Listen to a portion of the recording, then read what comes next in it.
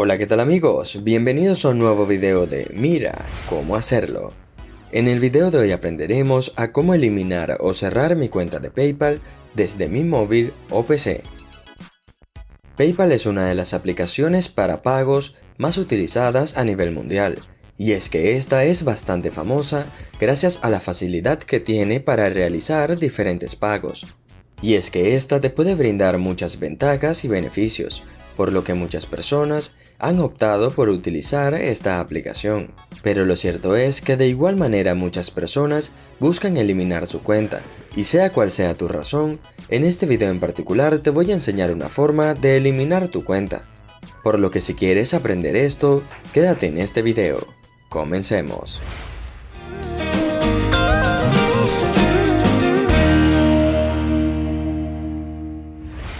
Pues bien, como te dije anteriormente, a lo mejor eres de los usuarios que no han quedado completamente satisfechos con este producto, y por esta razón quieres eliminar tu cuenta.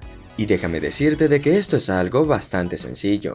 En caso de que la quieras eliminar en tu PC, simplemente ingresas a PayPal en tu computadora, y una vez acá te vienes a la parte superior derecha en los ajustes.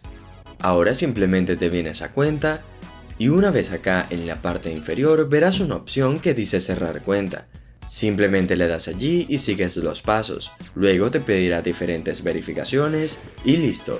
De esta forma estarías cerrando tu cuenta de PayPal. En caso de que lo quieras hacer en tu teléfono móvil, simplemente debes ingresar al navegador de tu teléfono móvil, y una vez acá simplemente ingresas a PayPal, aunque eso sí debes hacerlo mediante el navegador. Y luego el procedimiento es exactamente el mismo que en la computadora. Simplemente te vienes a la parte superior izquierda en menú. Luego te vienes al símbolo de engranaje y aparecerás en esta ventana. Lo único que debes hacer es bajar y buscar la opción de cerrar cuenta. Simplemente la cierras, completas los pasos y listo.